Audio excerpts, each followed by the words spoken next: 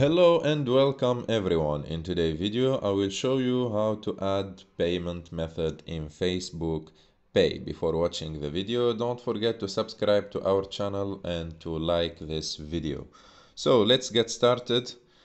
We go to the Facebook application, and after opening the Facebook application, just go to your profile, and after that you can click on the three lines in the top right of the screen, and after that click on the settings icon near to the search icon in the top of the screen, and after that just go to you can, as you can see, there is so many options.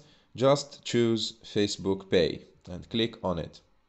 And as you can see in the screen, you can add your payment method for Facebook Pay. Just click, and to add this payment method, just click on Add Payment Method.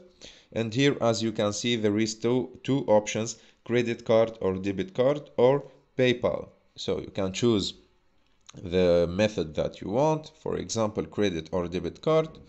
Just click on it, and as you can see, you can here enter your card number, the expiration date, and the CVV. Also you can also input your country. So, and after that just click on save, and then you will find your payment method here in the Facebook Pay page. I hope you liked the video. If you like the video, don't forget to subscribe to our channel, and see you in the next video.